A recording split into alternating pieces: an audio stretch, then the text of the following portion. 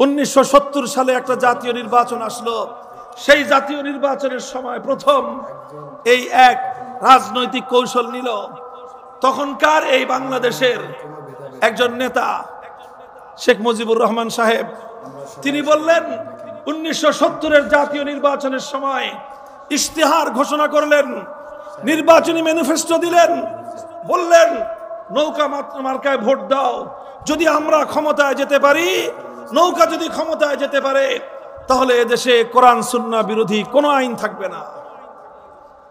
কোরআন সুন্নাহ বিরোধী কোনো আইন থাকবে না। এই সর্বপ্রথম তিনি মেনে নিলেন যে এদেশে কোরআন সুন্নাহর বিরুদ্ধে কোনো আইন চলবে না। এই অঙ্গীকার করার পর এদেশের মানুষ গড়পড়তায় নৌকা মার্কায় মারল সিল। গড়পড়তায় মানুষ সবাই নৌকায় সিল মেরে বাক্স ভরে দিল। নির্বাচনে তিনি জিতে গেলেন।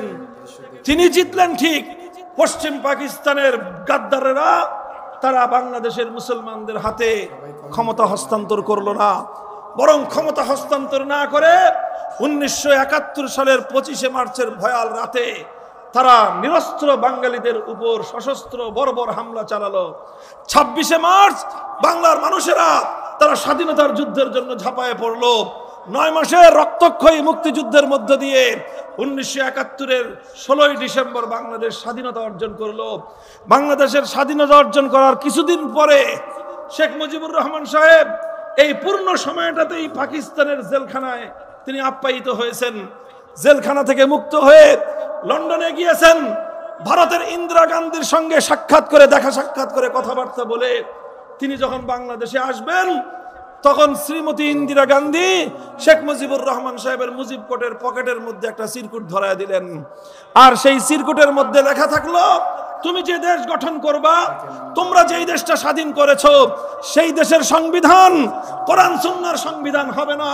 তুমি 70 সালের নির্বাচনে জাতির সঙ্গে যে অঙ্গীকার করেছিলা, সে অঙ্গীকারের সঙ্গে তোমাকে গাদ্দারি করতে হবে, বিশ্বাসঘাতকতা করতে হবে। তুমি একটা সংবিধান তৈরি করবা, যেই সংবিধানের 4টি মূলনীতি হবে জাতীয়তাবাদ, ধর্মনিরপেক্ষতাবাদ, গণতন্ত্র আর সমাজতন্ত্র। কোরআন বিরোধী 4 মূলনীতির মাধ্যমে বাংলাদেশের সংবিধান তৈরি করবার জন্য একটা প্রেসক্রিপশন তার পকেটের মধ্যে ঢুকিয়ে দিল।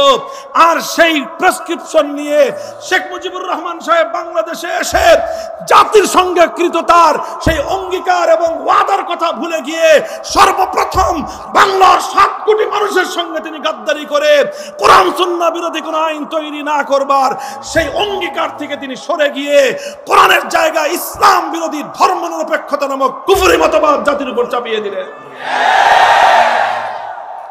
আপনাদের দাম্ভিকতা আজকে আপনাদেরকে এই পর্যায়ে নিয়ে এসেছে। আপনাদের অহংকার আজকে আপনাদের এই পতনের এই মূলে ভূমিকা রেখেছে। উঠতে উঠতে আকাশে উড়েছেন, মাটিতে পা লাগান নাই। আর এখন গোটা বাংলাদেশের কোথাও নাম নিয়ে 2জন মানুষ একত্রিত হওয়ার সাহস আপনারা রাখেন না।